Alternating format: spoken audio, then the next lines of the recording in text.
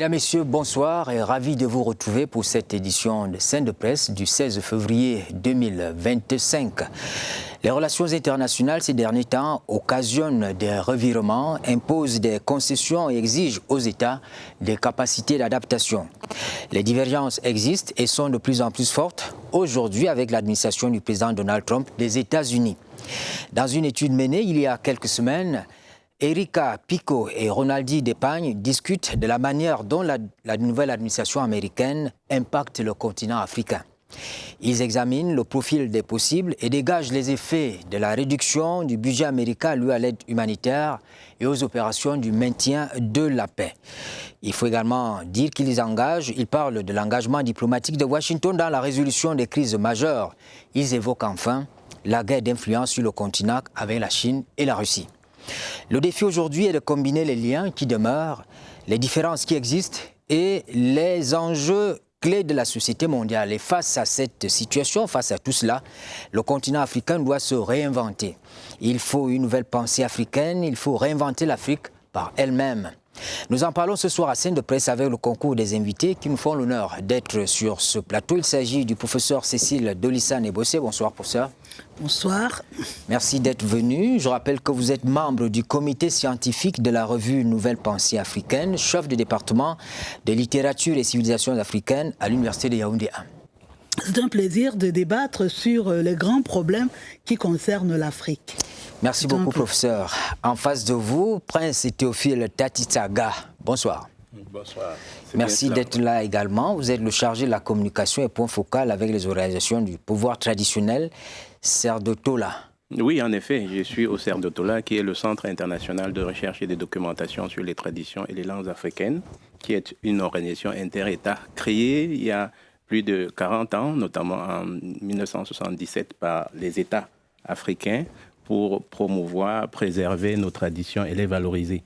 Et puisque le centre s'occupe des questions de recherche non seulement, mais focalisé sur les traditions et les langues. C'est pour cela que, en dehors des experts qui s'occupent des questions de littérature orale, il y a la documentation et surtout, il faut penser aux traditions. C'est pour ça que le CERDOTOLA donc accompagne les dignités traditionnelles, les légitimités coutumières, et il a fallu qu'il y ait un point focal pour gérer les relations avec ces organisations qui sont le lien entre le CERDOTOLA et ces milieux est assumé par le Conseil panafricain des autorités traditionnelles et coutumières dont le CERDOTOLA est parrain. Merci d'être venu. Vous direz merci également au secrétaire exécutif du CERDOTOLA, le professeur Charles Binam Bikoy, qui partage ces moments avec nous. Je continue avec Renaud, Viraille Renaud et Boto. Bonsoir. Bonsoir. Un habitué de l'émission. Merci de me faire une fois de plus l'amitié de m'inviter. Je voudrais dire bonsoir à toute la jeunesse camerounaise parce que nous sommes toujours dans la semaine ou alors le mois de la jeunesse. Vous êtes journaliste, écrivain, analyste politique, chercheur en communication sociale. Merci à tous d'être venus. Avant toute chose, intéressons-nous justement au message du président de la République à la jeunesse. Nous parlons bien du message du 10 février 2025, largement relayé et commenté par la presse locale. Le quotidien Émergence, par exemple, procède au décryptage du discours du président Paul Biya.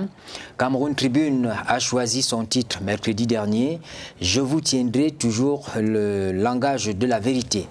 Les jeunes, indique Prospective Nouvelle, ne doivent pas prêter l'oreille aux sirènes du chaos. Et pour le tri hebdomadaire de l'étudiant, dans la continuité du message du 31 décembre 2024, le chef de l'État a énuméré une série d'annonces dont la concrétisation devrait tenir en haleine tout au long de cette année charnière, tenir dans les jeunes en haleine. Mais le segment du discours du président de la République qui nous intéresse ici est celui qui se rapporte à la formation. Et vous comprendrez bien pourquoi on a choisi de parler de la formation, parce qu'il y a un lien direct avec la deuxième thématique de cette émission. Le président de la République dit « Il est incontestable que chaque année qui passe, l'offre dans le domaine de la formation s'améliore quantitativement et qualitativement. La carte scolaire et universitaire n'a cessé de s'étoffer, de se diversifier. avec la création de nouveaux établissements dans l'enseignement primaire, secondaire et supérieur. De nouvelles filières spécialisées sont régulièrement ouvertes dans les lycées et institutions universitaires. La professionnalisation des curricula de formation se poursuit dans tous les ordres d'enseignement afin de donner aux jeunes diplômés les compétences techniques susceptibles de faciliter leur accès au marché de l'emploi. C'était une citation. Alors, toute proportion gardée, l'offre de l'éducation et la formation. Nous sommes tous parents ici, vous venez de l'université, ce qui est déjà bien. Est-ce que l'offre de formation, l'offre d'éducation au Cameroun, selon vous, est adaptée aux besoins du marché de l'emploi, aux besoins réels du Cameroun? Je tiens à vous dire que c'est une question assez complexe parce que le monde a évolué. C'est-à-dire que à l'époque, on avait une seule université et dans cette université, il y avait la dimension universitaire qui, elle, était plus théorique.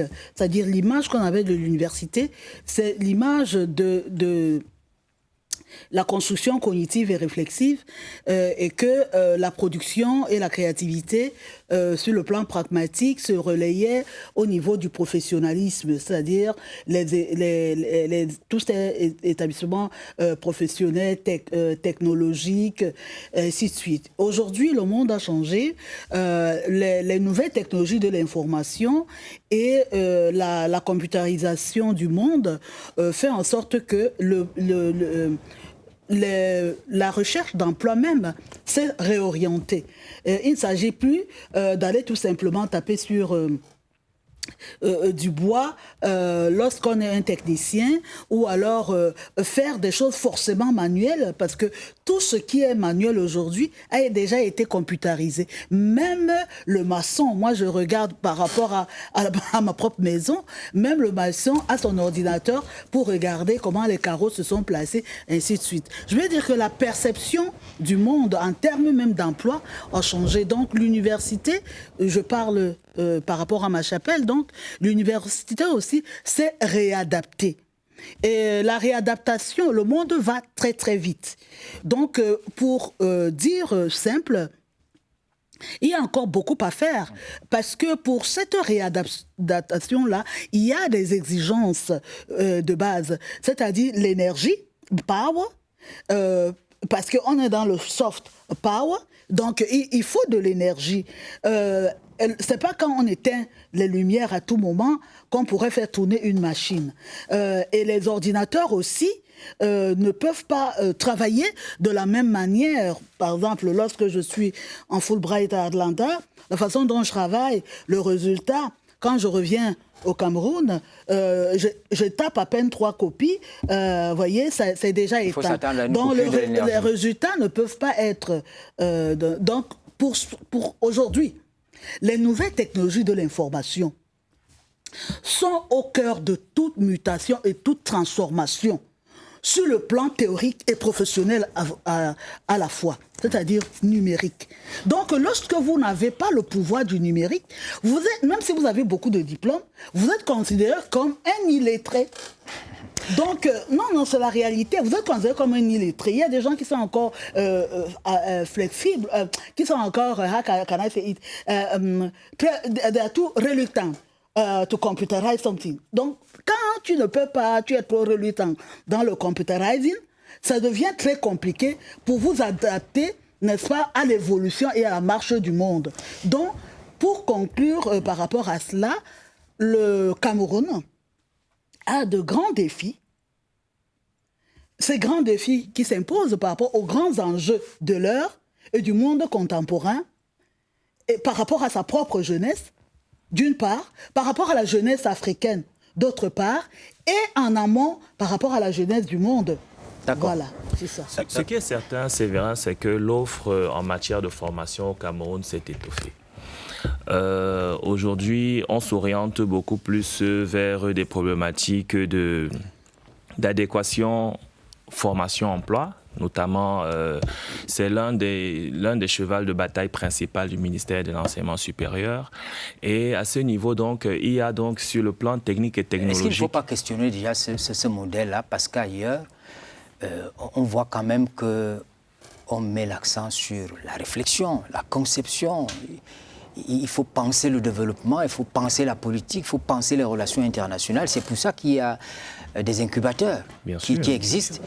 C'est pour ça qu'en Occident, on voit beaucoup de choses qui se passent. Est-ce que ce modèle-là nous prépare à une formation intégrale de l'homme? Mais bien sûr, c'est le cas également au Cameroun, parce que vous vous souvenez qu'on a lancé il n'y a pas longtemps le concept d'étudiants entrepreneurs. Vous voyez?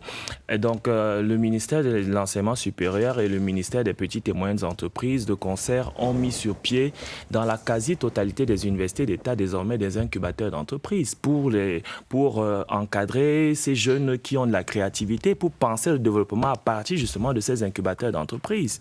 Donc, il me semble qu'on est en train d'aller vers là.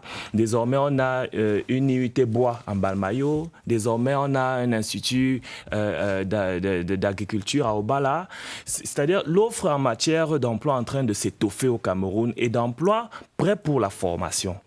Maintenant, la problématique pourrait être peut-être de doter ces instituts-là de matériel à la pointe qui permettrait justement à nos produits d'avoir la formation... D'être plus compétitifs sur le marché. Oui, d'être beaucoup plus compétitifs encore que nos produits, lorsqu'ils sortent, ils sont souvent les meilleurs à l'étranger.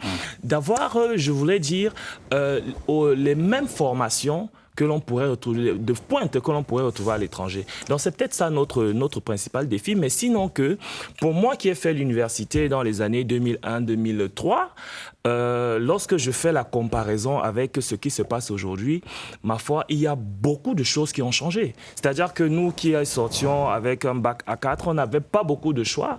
On devait aller en droit, en sciences, en lettres, ou je ne sais pas trop, mais aujourd'hui, l'offre s'est étoffée. Moi, j'ai un petit cousin qui a un bac A, a fait banque et finance et aujourd'hui travaille dans une banque de la place à moins de 25 ans. Donc, le Cameroun est en train de s'étoffer. Le reproche que l'on peut faire au gouvernement souvent, c'est que la masse des jeunes qui sort des universités n'arrive pas à être absorbés par les emplois qui sont disponibles. C'est-à-dire qu'il faudrait peut-être que l'on fasse un ratio entre toute la jeunesse que nous formons et la capacité d'absorption de nos entreprises. C'est pour cela qu'on doit avoir un boom en ce qui concerne les industries dans notre pays. On doit avoir un boom industriel pour pouvoir absorber cette jeunesse-là afin de pouvoir résorber le problème de chômage. Moi, je crois que c'est ça la panacée. Alors, Éric Boniface, c'est toi que nous a rejoint. Bonsoir. Bonsoir Sévérin, bonsoir aux téléspectateurs. Merci d'être là. Je rappelle à ceux qui prennent le train en marche qu'Éric Boniface est journaliste, chef de chaîne de la RTS, Radio Timini Siantou. C'est également un habitué de l'émission. Alors, Éric Boniface, vous avez regardé le président de la République le 10 février dernier. Il a évoqué cette question de la formation en indiquant qu'il y a des efforts qui sont faits pour que nous arrivions à une formation intégrale de l'homme, de tout homme au Cameroun. Vous y croyez, vous ?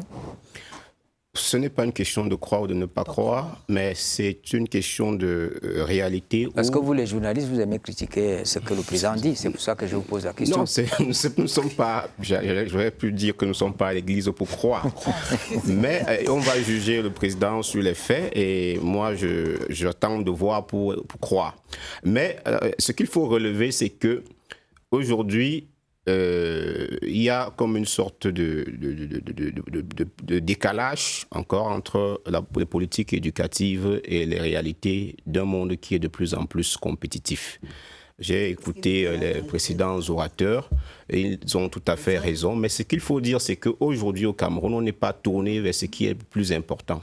C'est-à-dire quoi ? Parce que ce qui est important, c'est de mettre des infrastructures pour que, par exemple, sur le plan numérique, digital, le professeur l'évoquait tantôt, c'est très important aujourd'hui, mais on n'a pas suffisamment investi. Vous avez suivi le dernier sommet sur l'intelligence artificielle de Paris. Vous voyez combien est-ce que la France va mettre. Tout cela, c'est pour asseoir une infrastructure numérique qui permet aux jeunes de pouvoir innover. Parce qu'il ne faut plus former des gens aujourd'hui pour qu'ils imitent.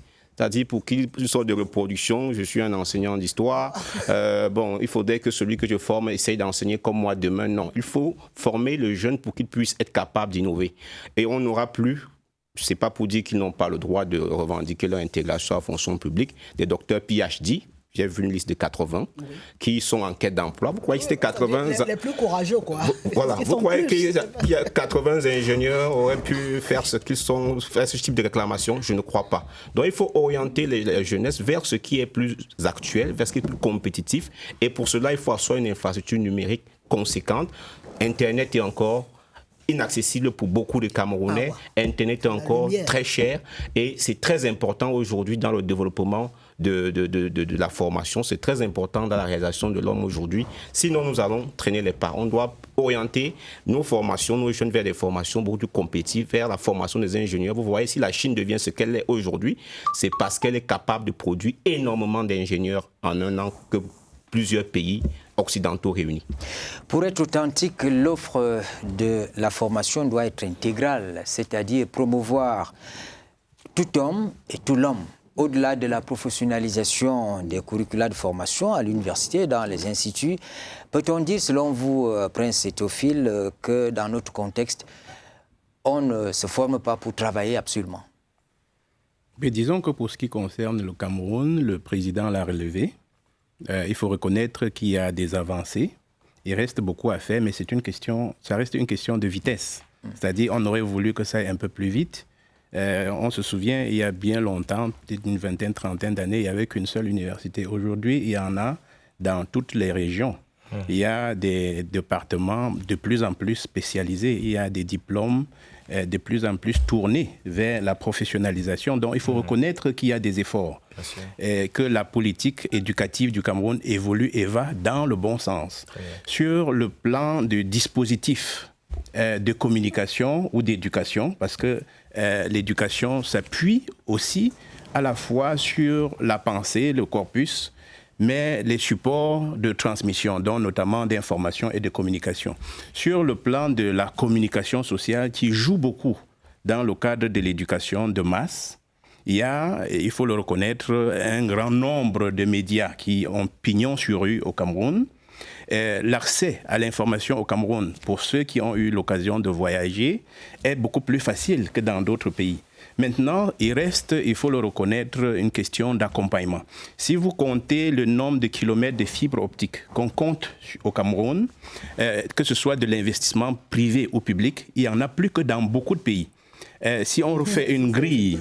Non, c'est une mauvaise comparaison. Je parle des faits. Nous voulons évoluer. Oui, je parle des faits. C'est une question de vitesse. Comparez-nous avec la Chine, par exemple. Oui, c'est une question... Avec la France. Oui, j'aime bien... La Chine, parce qu'elle a été colonisée comme le Cameroun. Oui, j'aime bien...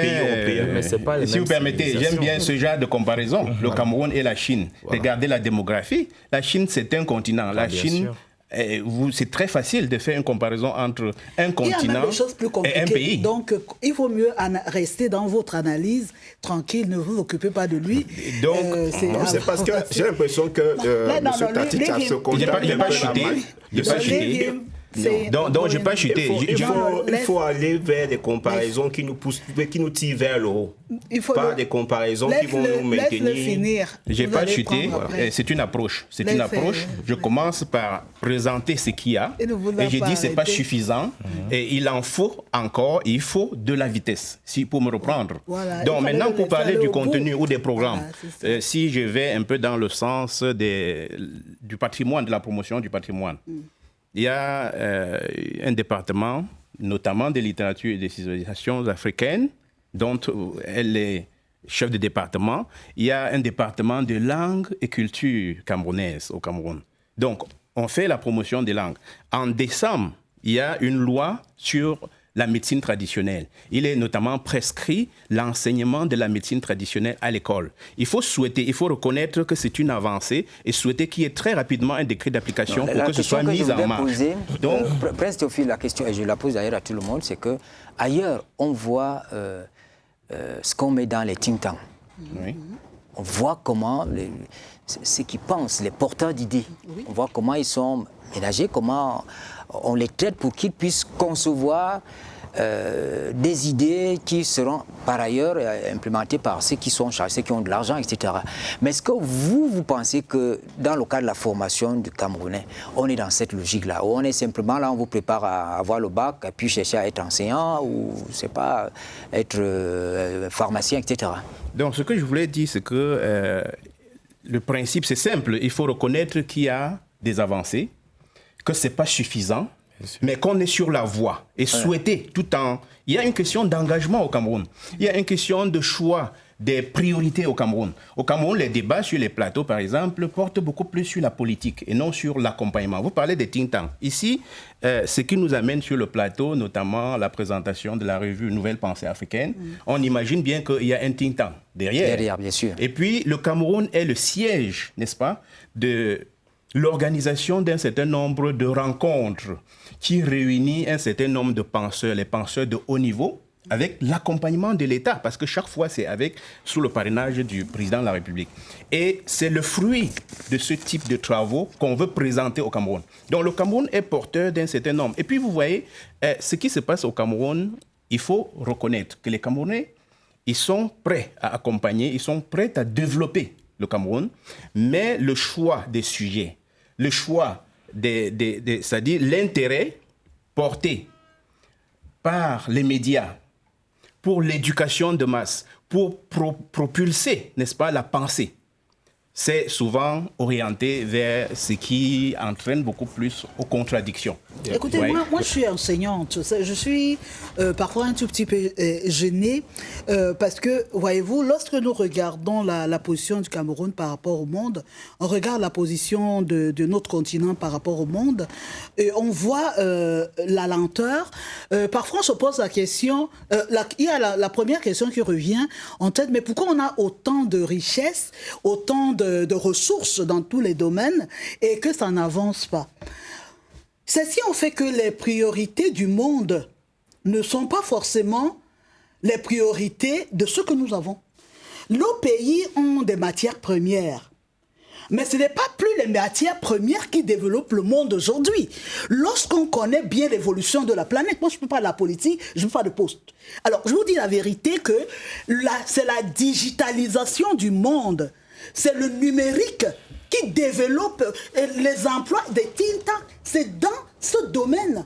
C'est dans ces domaines. Et lorsque vous voyez même tous ceux qui se sont enrichis dans la planète et qui font la danse du ventre de la planète aujourd'hui, c'est parce que c'est Google, c'est l'ensemble, c'est tous les autres. Est-ce qu'on est sur cette trajectoire? Je suis en train de dire que les jeunes aujourd'hui sont plus à l'aise dans ces domaines liés au numérique. Moi, j'ai des enfants de 5 ans qui manipulent tellement l'ordinateur, je me pose la question de savoir c'est par quelle nuit.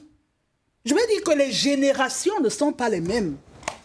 Les générations ne sont pas les mêmes et les priorités de la formation des jeunes aujourd'hui ne sont pas les mêmes que les priorités de l'offre d'emploi que le jeune d'il y a 20 ans recherchait. Ce n'est pas la même offre d'emploi du jeune de 2025. Donc, c'est à nos pays de s'adapter et de pouvoir réorienter les besoins prioritaires. Et je pense que de ce côté-là, le Cameroun essaye de faire des efforts. Mais là où il y a le défi à relever, c'est le défi de l'énergie. C'est le défi de l'énergie. Parce qu'on ne peut avoir aucun développement sans énergie. Ça, je ne pense pas que vous allez me mettre en prison demain. Pourquoi vous mettez en prison pour ça? Je suis en train de dire, oui, mais parce que les gens ne veulent pas parler, ils tournent les trucs là. Non, le grand défi, c'est l'énergie. Lorsque vous n'avez pas eu, when you don't have power, il n'y a pas l'énergie. Et tout s'arrête à la minute. C'est-à-dire qu'on peut rester 2 jours sans travailler parce qu'il n'y a pas d'énergie. Donc, toute la machination se tourne autour de l'énergie. Mais je voudrais quand même apporter un bémol. Les matières premières, ça reste encore important. Je ne refuse pas, mais pour fabriquer un ordinateur, on a besoin d'un téléphone, on a besoin je veux dire que c'est pas ça qui hisse le monde aujourd'hui. Donc, on en a encore besoin. Il ne faut pas que peut-être les mauvaises gestions ou les mauvais choix des partenaires en termes d'exploitation dans la signature de contrats, qui sont souvent défavorables à nos pays, soit utilisé comme pour minimiser l'importance que revêtent les matières premières aujourd'hui.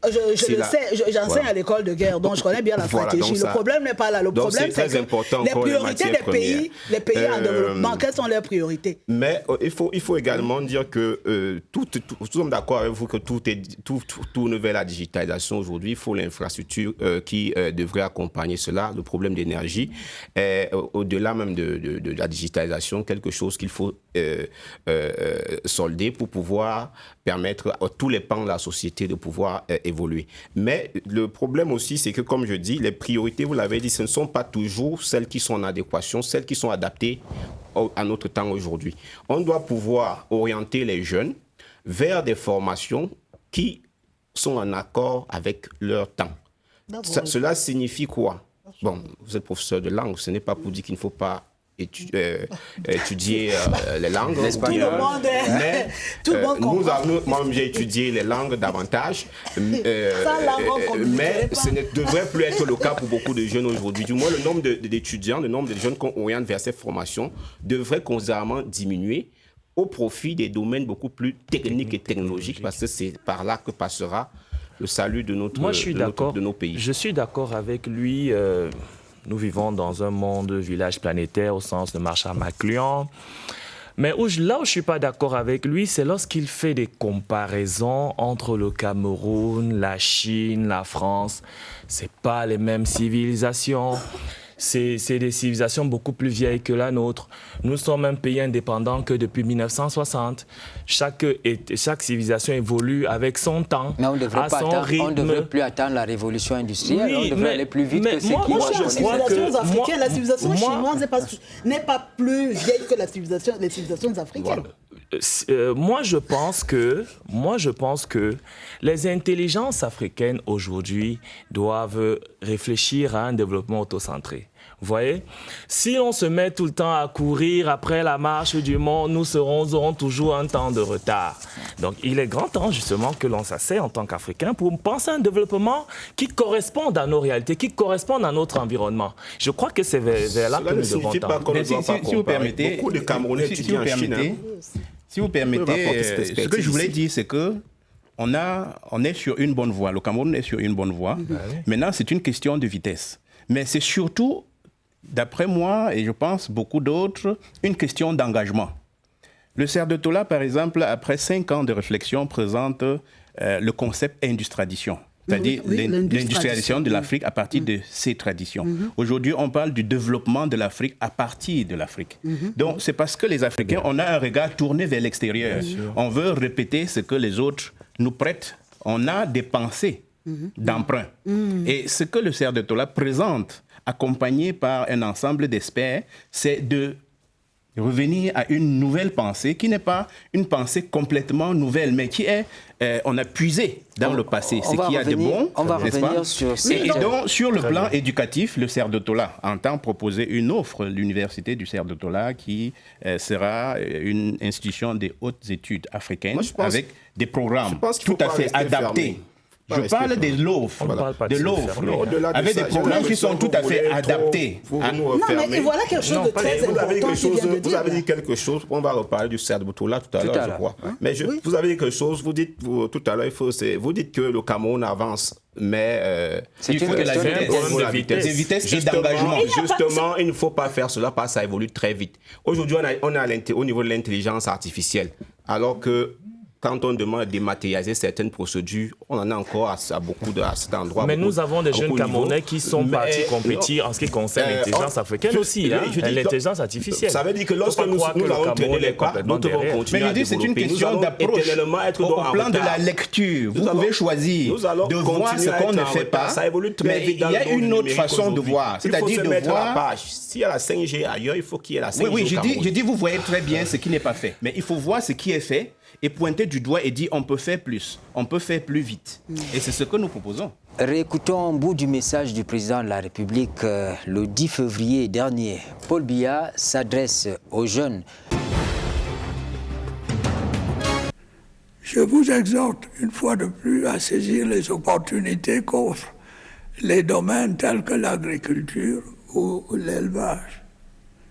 le parcours de Samuel Tony Obama Bikwe, qui a créé une industrie agricole, ou encore du jeune Tata Bakari, aujourd'hui à la tête d'un important complexe fermier, devrait vous inspirer. Il est tout à fait naturel que vous attendiez du gouvernement des solutions appropriées aux préoccupations qui vous concernent et qui sont essentielles à votre épanouissement. Cette année encore se tiendront dans notre pays d'importantes échéances électorales. Ce sera l'occasion pour ceux d'entre vous qui remplissent les conditions légales d'exercer librement leurs devoirs citoyens. Il vous appartiendra, le moment venu, de faire votre choix en toute responsabilité, dans le calme et la sérénité. Je vous demande donc de ne pas prêter l'oreille aux sirènes du chaos que font retentir certains irresponsables. Ne les laissez pas se servir de vous pour assouvir leur dessein pernicieux, à savoir créer le désordre dans notre cher et beau pays. La revue Nouvelle Pensée africaine sera présentée ce 19 février à Yaoundé pour la première mondiale de la revue internationale des sciences, culture et patrimoine. On a choisi un lieu symbolique. Il s'agit du campus de l'Université de Yaoundé 1. Ce lieu de transmission des savoirs a pour objectif la réappropriation de notre patrimoine en vue d'un développement endogène. Nouvelle Pensée africaine est donc la revue savante du Centre international de recherche et de documentation sur les traditions et les langues africaines, CER de Tola. Elle fait intervenir les intelligences du continent dans le but de présenter notre vision alternative du monde et de la mondialisation pour enrichir le débat contemporain. Nous mettons à profit cette rencontre projetée pour poser la question comment réinventer l'Afrique par l'Afrique face au développement et à la mondialisation. Et là, vous comprenez pourquoi j'ai choisi à l'ouverture de l'émission de parler de la formation, parce qu'ici, il s'agit de la formation. BBC News, dans un article mis en ligne le 12 février dernier, indique, parlant de la nouvelle administration de Trump, que la peur d'être perquisitionné, détenu et expulsé a un effet dissuasif sur de nombreuses communautés d'immigrés africains aux États-Unis, obligeant certains d'entre eux à entrer dans la clandestinité. Le journal La Croix, sur son site, écrit cette semaine « L'Afrique du Sud n'entend pas plier face aux pressions exercées par le président américain qui, en représailles d'une loi sur l'expropriation des terres qu'il juge discriminatoire envers les fermiers blancs, a décidé de couper toute l'aide humanitaire octroyée à la nation arc-en-ciel. La nation arc-en-ciel, c'est bien sûr l'Afrique du Sud. Et en retour, la réduction du budget américain alloué à l'aide humanitaire aux opérations de maintien de la paix en Afrique, ainsi que l'engagement diplomatique de Washington dans la résolution de crises majeures, la guerre d'influence sur le continent avec la Chine et la Russie. Tout cela montre que la scène internationale bouillonne d'initiatives, des initiatives qui doivent amener le continent à changer de cap. L'Afrique est-elle à mesure de prendre possession de son patrimoine en vue d'un développement endogène? Professeur. merci de me redonner la parole. Et oui, là, je réponds par la positive. Ce n'est pas dans mes habitudes. Je réponds par la positive, mais avec un bémol. Ça veut dire que le continent africain doit tout d'abord, dans un premier temps, prendre conscience de son impact, de son impact par rapport au monde. Et l'impact vient de quoi? L'impact vient d'abord de ses ressources. La première ressource, elle est humaine. Un continent très jeune. La deuxième ressource, ce que la nature lui a donné, à savoir tout ce qui est de l'ordre du nucléaire, de l'ordre du soleil, l'environnement, qui est une force, c'est-à-dire qu'elle peut le capitaliser. Il y a son sol, son agriculture, ses terres qui sont très très riches, donc elle peut investir là-dedans et pouvoir donner tout ce qui est bio au monde face à une pollution intense. Et son sous-sol qui est extrêmement riche des métaux précieux. Donc, partant de là, si cette Afrique, on revient toujours sur la case départ, se forme bien, c'est-à-dire forme ces ingénieurs qui sauront savoir qu'est-ce le nombre de barils de pétrole qui sortent de son sous-sol et avoir des grandes écoles et des grandes académies par rapport à cette problématique des ressources minières africaines, qui restent les grands enjeux aujourd'hui par rapport à notre continent, et pourra donc, sur le plan politique, j'en arrive, sur le plan diplomatique, et pourra donc pouvoir s'arrimer et parler d'une même voix. Parce que la base de tout cela, c'est la discipline qu'on n'aime plus trop aujourd'hui, l'histoire. La base de tout cela, c'est d'arriver à partir de la maîtrise de sa propre histoire, pouvoir s'arrimer et parler, faire bloc, tout en sachant ce qui s'est passé dans la relation Europe-Afrique. Donc, pouvoir parler d'une même voix pour négocier et ne plus être celui qui est le mendiant de la planète. C'est souvent trivial de le dire. Quelqu'un qui a faim, est-ce qu'il est à mesure d'entreprendre une telle démarche?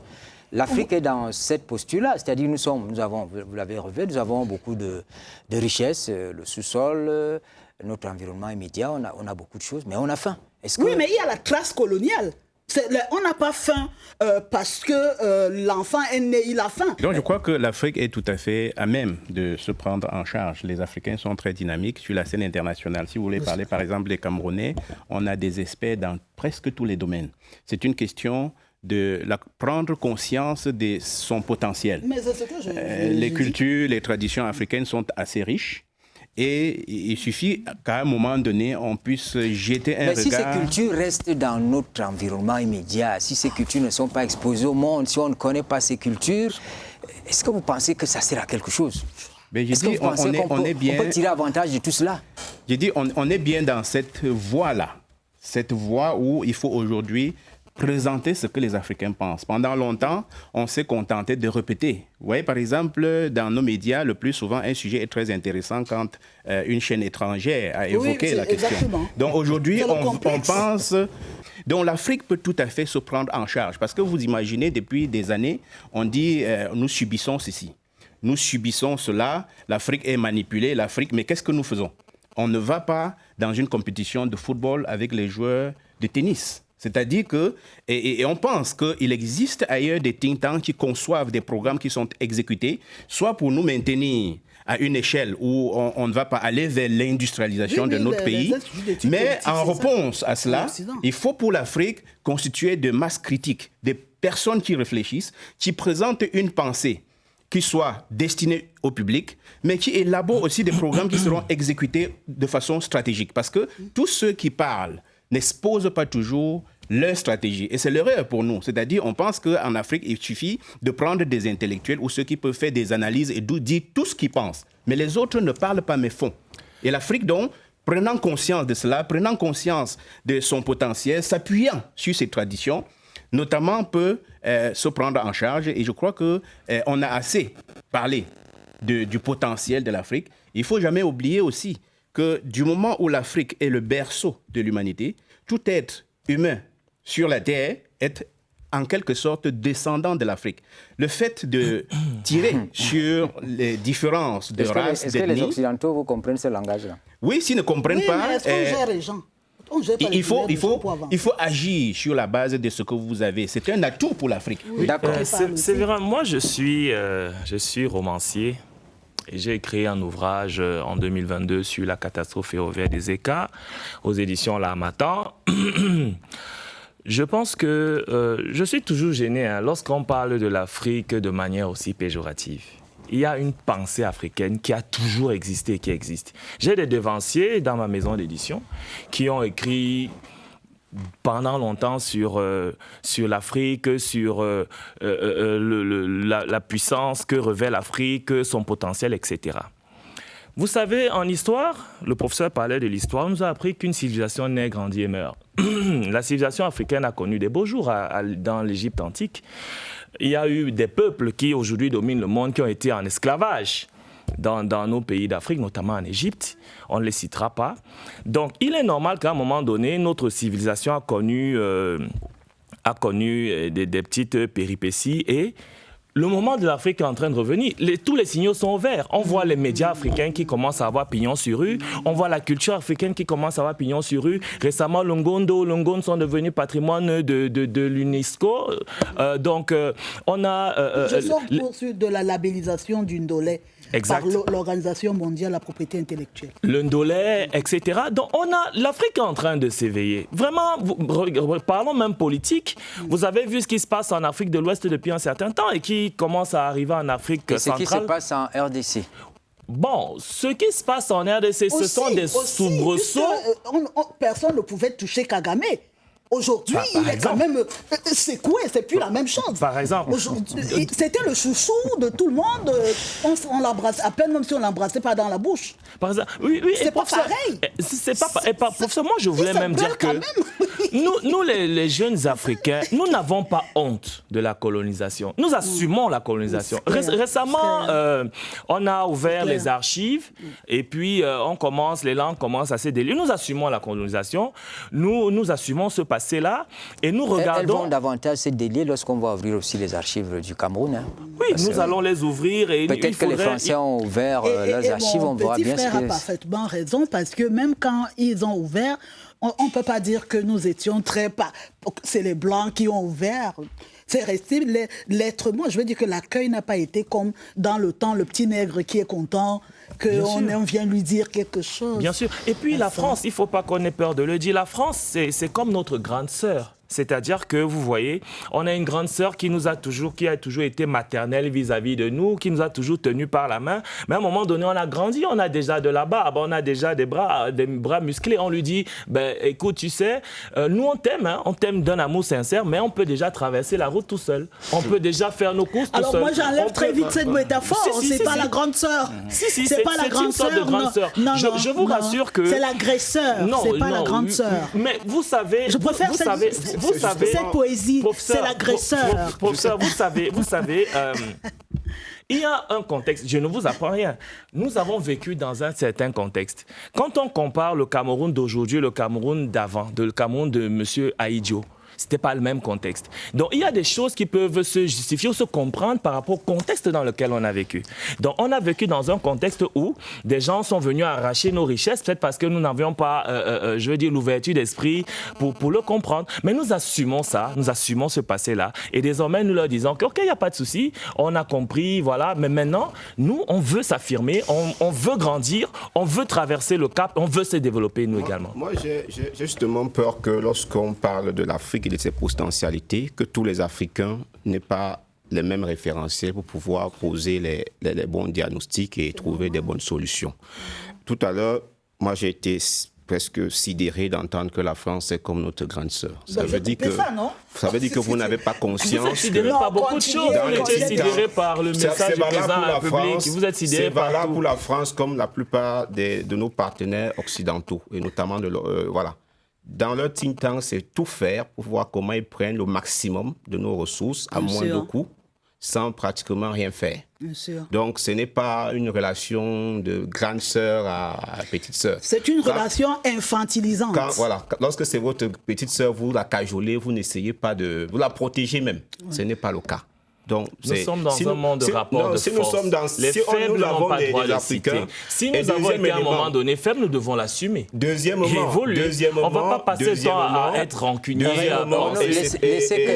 C'est ça la tâche du CEDOTOLA, j'espère. Il faut un bon casting des gens qui doivent porter les projets et tout ce que l'Afrique doit pouvoir proposer. Vous ne pouvez pas voir. Il faut faire les comparaisons. Parce que il y a 100 ans ou 60 ans, il y a certains pays qui étaient au même niveau. Nous étions au même niveau que certains pays et ils nous ont dévancés très vite. Ailleurs, vous ne verrez par exemple un dirigeant chinois être chrétien ou musulman, un dirigeant japonais. Prenez des pays. La question spirituelle. Donc c'est très important, ça doit également être au centre. Le christianisme est africain. Il Non, faut le savoir. Il faut lire. Lisez, monsieur. Non, ça c'est pour se consoler. Ça c'est pour se consoler. Ça c'est pour se Le consoler. christianisme africain. Le christianisme est Pas tel qu'il est syncrétique. pratiqué aujourd'hui. Et s'il était africain, l'Afrique a perdu le contrôle. Il faut le reconnaître. Donc, il ne faut pas rester sur des théories peut-être acceptées par les Occidentaux. Parce que j'ai même peur, quand on parlait de labellisation tout à l'heure, qui labellise? Qui sont ceux qui décident en majorité? Parfois, ça peut même un piège pour peut-être vous empêcher de bien voir. Ils savent pourquoi ils le font et à chaque fois, il faut être vigilant. Ouais, je voulais dire qu'il faut être assez prudent parce que quand on parle du christianisme, si vous prenez le terme, c'est du ouentisme, c'est-à-dire de considérer qu'il y a quelqu'un qui est porteur d'un message, qui communique à la communauté.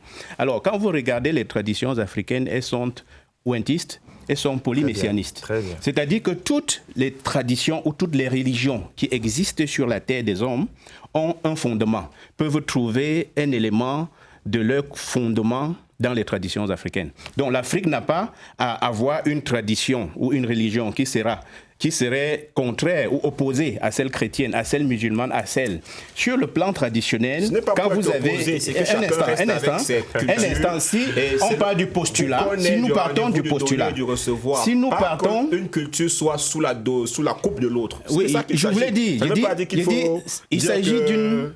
La lecture, si vous voyez par exemple, quand on parle de tradition, il s'agit essentiellement de la transmission des valeurs. Et dans la transmission des valeurs, vous avez les piliers. Le premier pilier dans la tradition, par exemple, c'est un pilier de la justice. Et puisque vous parlez, je vous coupe pas, puisque vous parlez des traditions, au regard de ce qui se passe en Afrique aujourd'hui, nous avons évoqué tout à l'heure la crise en RDC, nous avons vu ce qui se passe au Sahel. Et le professeur posait la question, je ne sais pas si c'était une question ou un constat, savoir que est-ce qu'on a même conscience de ce qu'aujourd'hui l'Afrique est condamnée à inventer sa modernité sous peine de sombrer dans le chaos. Et justement, ça doit passer par la critique de nos traditions. Si nous gardons les traditions telles quelles, les autres avancent, nous restons sur place. Mais ce que je dis déjà, c'est qu'il faut que nous on prenne conscience de ce que sont nos traditions. Nos traditions, on dit, il faut qu'on se refait à nos traditions, mais est-ce qu'on les connaît? Et lorsqu'on part sur le postulat, par exemple, que l'Afrique est le berceau de l'humanité, ça veut dire que les différentes personnes existantes sur la Terre, des hommes, qui sont des humains, sont un peu descendants. Et puis vous pouvez voir que la race... Il faut sortir de ces clichés. Hein. C'est parfois... Oui, on ne sent pas ça très vite. L'Afrique est le berceau de l'humanité. S'il vous plaît, si je peux prendre la parole par rapport à cela. Quand on parle de la tradition, il n'y a pas un atavisme qui crée la tradition. C'est l'habitude, l'habitus, qu'on parle. C'est les us et les coutumes des peuples. Donc, tous les peuples du monde fonctionnent à partir d'un certain nombre d'habitus. Et ces habitudes-là ont toujours eu une certaine mobilité. Ça veut dire quoi? Ça veut dire que ce que nous appelons aujourd'hui traditions africaines, ça peut être aussi, ça peut redevenir, à l'heure où nous parlons, je vais dire la contemporanéité du monde. C'est-à-dire que l'Afrique, le monde aujourd'hui a perdu les valeurs de l'équité et de la justice. Or, les valeurs fondamentales du continent restent quand même ces grands piliers, à savoir la pratique de la maths, c'est-à-dire tous ces éléments qui sont liés à la justice, à l'équité, que le monde sort, y compris les Africains même d'aujourd'hui. Donc, je pense quelque part... Mais j'ai déroulé encore pour dire... Oui, mais le problème, c'est que nous avons... Une précision, est-ce que quand vous parlez de l'Afrique, vous y mettiez l'Afrique blanche? Il faut l'Afrique va d'Alger au autre. Non, je déroulais encore pour dire... Vous savez que le peuple noir est esclavagisé en Libye. Oui, mais ça, ce sont les... Non, je dis... Il y a un problème justement sur ce type d'approche. Il y a un problème sur ce type d'approche. Je parle de l'humain. L'humain, c'est une espèce. L'humain, c'est la même personne qui peut avoir des teintes de couleurs. Et dans l'histoire de l'humain, il peut avoir des problèmes. Si vous entrez dans l'histoire de nos communautés, vous allez voir qu'il y a eu des guerres, qu'il y a des intrigues de pouvoir. Et notamment, non seulement on enseigne l'humain, le respect de l'humain dans les traditions, on transmet les savoirs technologiques, les savoir-être, le savoir vivre, mais surtout on enseigne les notions de pouvoir. Mais est-ce que nous allons nous contenter de ressasser éternellement ce dont nous avons été victimes. Est-ce qu'il faut élaborer aussi une intelligence, n'est-ce pas, pour contourner ou bien pour aller, n'est-ce pas? Nous sommes en guerre. Dans les traditions, on considère que nous sommes en guerre. Et quand on est en guerre, il faut élaborer des stratégies pour se défendre et pour pouvoir avancer. C'est vraiment 10 secondes. C'est comme si le monde a toujours vécu de manière paisible, alors que l'histoire de l'humanité est faite justement des guerres et des conquêtes. L'enfer, c'est toujours les autres. Je voudrais, permettez que je puisse répondre d'abord. Oui, mais donnez-moi mes 10 secondes. S'il vous plaît. Parce qu'il dit, on ne doit pas notre histoire. Non, il faut connaître son histoire pour mieux se projeter. C'est même la connaître et savoir peut-être qu'on a souffert, c'est cela qui nous donne la force de mieux affronter le futur. Il y a il y a un type d'Africains qui nous tire vraiment vers le bas. C'est-à-dire qu'ils ont défini un ennemi et se focalisent sur la pleurnicherie. Oh, la France nous a fait ceci. Oh, la France nous a fait cela. C'est le moment de l'Afrique. C'est à ce moment-ci que les Africains doivent se prendre en main pour affronter leur destin. Maintenant, la France a fait, on va se limiter là. La France nous a fait, on pleure, on pleure. Nous, on ne doit rien faire. Nous, on ne doit pas évoluer. On ne doit donc pas évoluer. On doit rester là-dessus. On ne peut pas évoluer sans réparation. Il faut qu'on évolue. Il faut d'abord des réparations. Nous, vous me permettez aussi de parler, s'il vous plaît, quand même. Nous, les Africains qui voulons le développement de cette Afrique, nous disons que nous assumons ce passé-là, ok? On assume. On ne va pas passer le temps à pleurnicher. Tous les voyants sont verts, l'Afrique doit évoluer. Mettons-nous au travail, construisons une intelligence africaine. Et c'est ce que le Cédotola dit. La France a dit, elle a fait ceci. On ne demande pas les comptes alors. On va continuer à pleurer. Est-ce qu'on ne demande la pas les Chine comptes a déjà la 5G, nous on a la 3G. La France a déjà le métro, nous on ne l'a pas. On va passer le temps à pleurer. Donc la France ne peut pas non plus balayer d'un revers de main la néocolonie. Parce qu'on peut avoir beaucoup de bonne volonté, mais les traces coloniales qui sont sur le parcours de l'Africain sont énormes. Et ce sont ces défis-là, c'est ce que j'appelle les défis, qui doivent vous amener à casser cela pour évoluer. Vous ne voulez pas que la France se rende compte au cas où par rapport à son passé colonial. Pourtant, il le faut. Non, mais lui, vous ne vous entendez pas. S'il vous plaît, ne sortez pas du cadre de l'échange. Ma question, et il faut rester là-dessus, ma question, est-ce que nous avons conscience de ce que le moment est venu de changer de modèle, de paradigme? Les Américains disent que l'actuel président dit qu'il s'occupe de son pays. Oui. Et si vous voulez aller là-bas, travailler avec eux, vous n'êtes pas là pour tirer avantage de ce qu'ils ont fait avant. Est-ce que cette façon de voir les choses, cette vision de Donald Trump, est-ce qu'elle ne nous donne pas la possibilité maintenant de réfléchir et penser comme des vrais Africains? C'est ça ma question. Est-ce que je peux prendre la parole? Allez-y. Ce n'est pas avec Donald Trump que nous avons ces approches-là. Très bien. Donald Trump est un président américain qui a déjà fait un mandat, et le mandat, et le mandat s'est terminé comme nous le savons, et qui est revenu avec un autre agenda. C'est justement cet agenda qui nous intéresse. D'abord, au départ, des règlements de compte, et puis, l'État américain, l'État américain, c'est un État qui a génocidé les Amérindiens, qui sont les autochtones des États-Unis. Je parle en connaissance de cause parce que j'ai visité, Donald Trump a un compte à régler avec l'Afrique. La Colombie-Britannique où on a parqué les nazis. Je dis que j'ai visité la Colombie-Britannique où on a parqué les Indiens. J'ai visité le Nouveau-Mexique, où on a, précisément à Albuquerque, où on a parqué les Indiens comme des animaux. Donc, si eux, ils ont réussi à s'imposer par la force et la brutalité la plus sauvage au monde, ils n'ont pas de leçon à donner aux gens et prendre les Noirs pour travailler pour eux. Ce sont les Noirs qui ont travaillé et qui ont bâti les États-Unis. Donc, il est dans le... Vous avez vu comment, au niveau du développement, il faut les respecter. Oui, que les Noirs ont fait dans le sang, avec le sang. Que les Noirs ont travaillé avec le sang. Le niveau de développement des Noirs exploités, ensauvagés, chosifiés, ce sont ces Noirs-là qui ont versé ce sang-là. Donc, lui qui est descendant des Allemands, est très proche de Elon Musk, qui est descendant des Sud-Africains Bosch, qui ont aussi ensauvagé les Noirs là-bas en Afrique du Sud. Ça, je suis dans mon domaine. Donc, il n'a absolument rien à dire pour le départ de qui que ce soit aux États-Unis. Il n'a rien à dire. Donc, on est d'accord. Mais il n'est pas réaliste parce que le président Cyril Ramaphosa, hier même, a téléphoné au père de Elon Musk. L'Afrique du Sud est un pays... Vient de couper aussi. L'Afrique du Sud est un pays... De suspendre les entreprises américaines. Le pays africain le plus développé. Oui, probablement. Oui, parce que les Noirs ont travaillé dans les mines. Ce qui veut dire quoi? Dans le monde compétitif aujourd'hui, en matière de diplomatie, en matière de relations entre États, celui qui a le capital parle fort. Vous avez vu, quand les États-Unis disent qu'ils coupent leur aide, on ferme USAID, vous avez vu comment ça crée des secousses dans votre pays. Oui, mais s'il commence par la diplomatie de l'argent... Celui qui parle fort. Vous ne pouvez pas vouloir discuter avec celui qui a l'argent, vous n'en avez pas. Non, et vous voulez vous mettre au même niveau. Ce n'est pas possible. Je te mets au défi, ils vont tomber. Essayez d'abord d'avoir votre capital. Le monde d'aujourd'hui est un monde multipolaire. L'Afrique du Sud peut se comporter comme elle peut le faire. Le monde d'aujourd'hui est un monde multipolaire. Je voudrais qu'on soit... C'est un monde multipolaire, le monde d'aujourd'hui. Les méthodes de Trump ne peuvent pas aller loin. L'argent ne peut pas tout régler. Voilà, s'il vous plaît.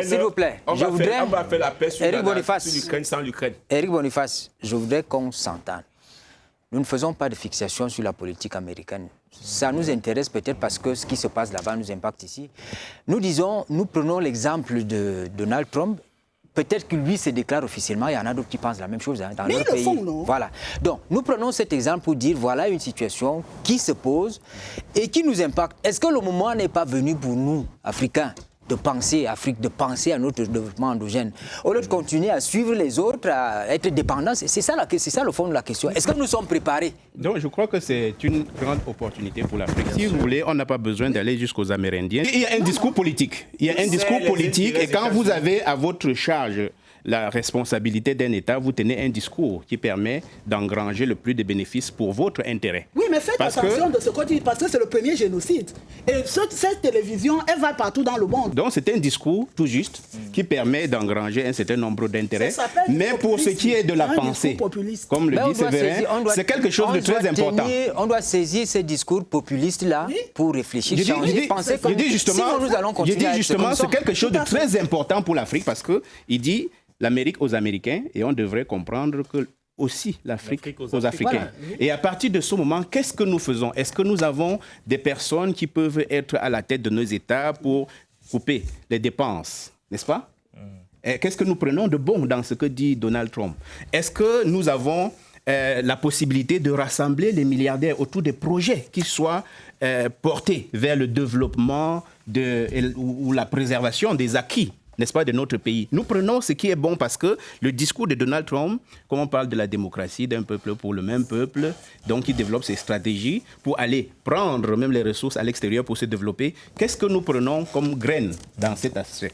Alors, c'est pour ça qu'on dit l'Afrique, n'est-ce pas? Et le Cerf de Tola prône, n'est-ce pas, le développement de l'Afrique à partir de l'Afrique et par les Africains, ce qui n'est pas très loin de cette pensée où il faut rendre l'Afrique plus vivable.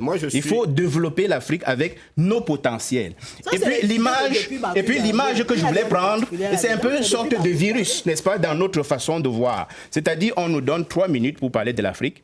Nous allons prendre 1 minute 20 pour parler de la Chine, de ce qui s'est fait ailleurs, pour mettre toute la passion dans ce qui s'est fait chez les autres.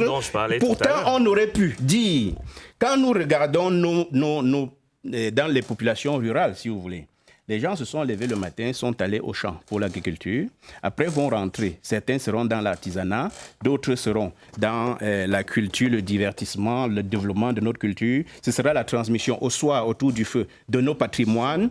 Et c'est à peine quand vous avez un problème que vous irez vers l'administration. Mais lorsqu'on nous donne 2 minutes, 30 minutes, on va prendre 3 quarts de temps pour parler de la politique, de ce qu'on n'a pas fait. Et puis, on ira parler de ce qui s'est fait à l'extérieur. D'accord, vous laissez. D'abord, pour dire que il faut éviter de dire qu'elle n'est pas... Pour moi, c'est périphérique de vouloir donner les origines de XY. Même s'il est un extraterrestre, dès lors qu'il est présent aux États-Unis, on le voit, il sait les intérêts des Américains. Ce n'est pas les intérêts de la France ou qui l'en est servi. Donc, ça, pour moi, c'est des choses périphériques. Maintenant, son attitude est une opportunité à saisir. C'est là où je suis d'accord avec vous. Pour ceux qui n'avaient pas encore compris, je serais peut-être fier si certains décidaient volontairement de retourner dans leur pays, notamment des Africains, parce que la plupart des Africains qui sont en Occident sont très qualifiés.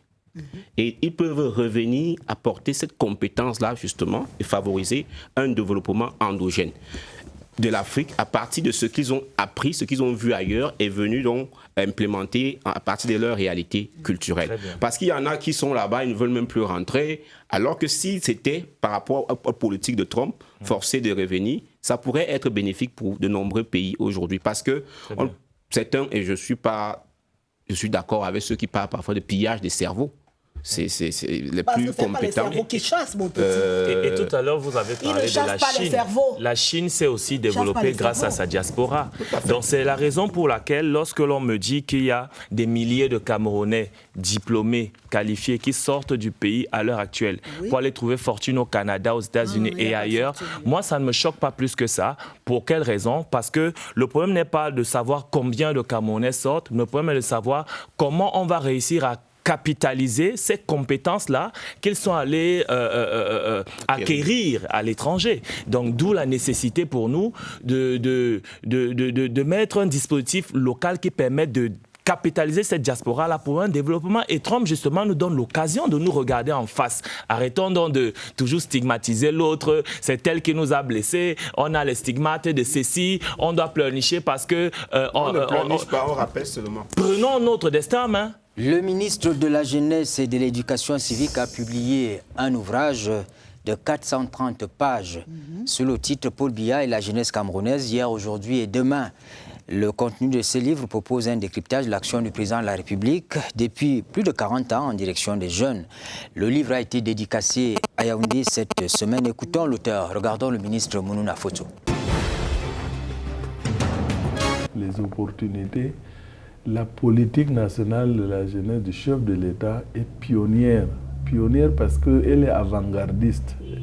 Il a souvent pris des décisions et mis en œuvre des actions qui ont inspiré d'autres pays. Donc il ne faut pas que le jeune se laisse distraire et tromper.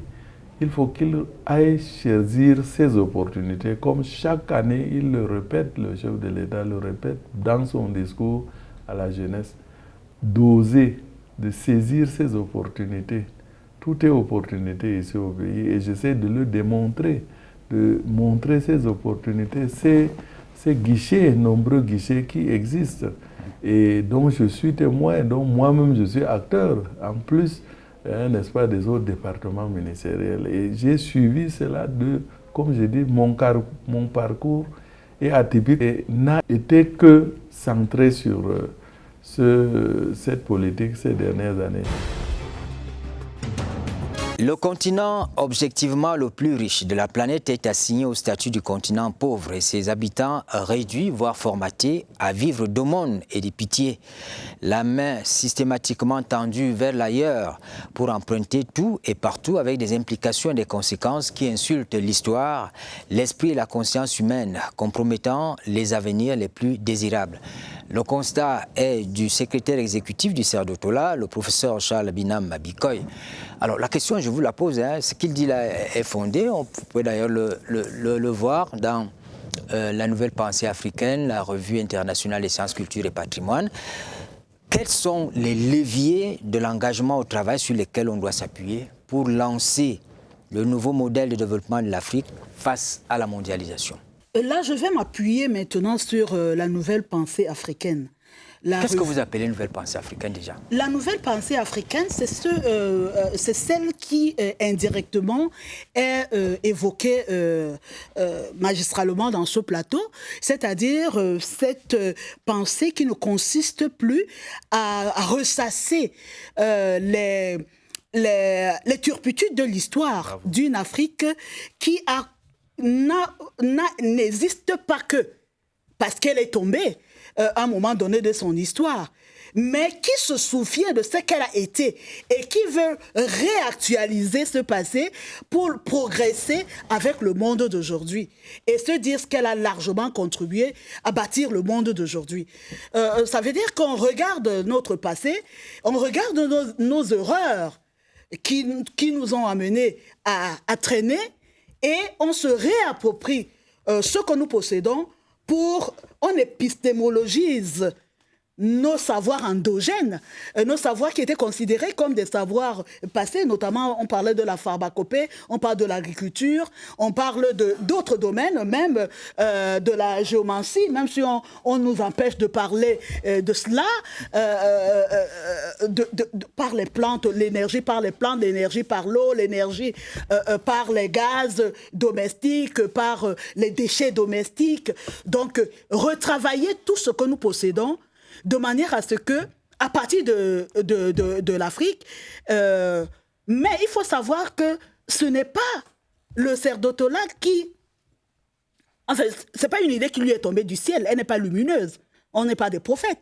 Il y a des traces depuis l'histoire, avec Marcus Garvey et bien d'autres chercheurs qui, à la base, avaient déjà, au sortir de l'esclavage, par le panafricanisme, évoquait déjà les Sylvester Williams, avec les 3 congrès panafricains, évoquait déjà cette capacité de l'Afrique de se réapproprier ce qu'elle possède, sans victimisation, comme disait mon petit frère, sans non plus l'esprit de revanche, mais tout en restant dans le discours sur le colonialisme, c'est-à-dire en faisant le procès, l'autopsie de la colonisation par nous-mêmes en disant voilà les erreurs qu'on avait faites dans le passé, il ne faut plus qu'on fasse ces erreurs, ainsi de suite.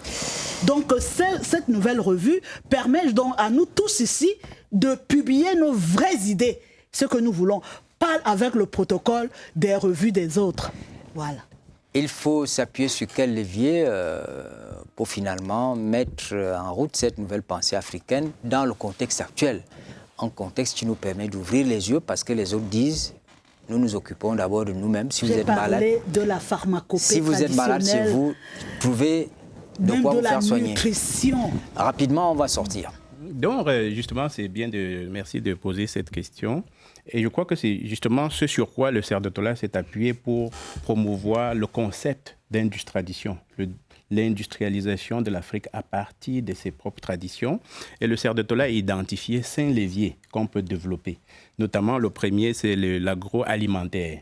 Notamment, il y a un programme ALIPA, Alimentation patrimoniale des Africains.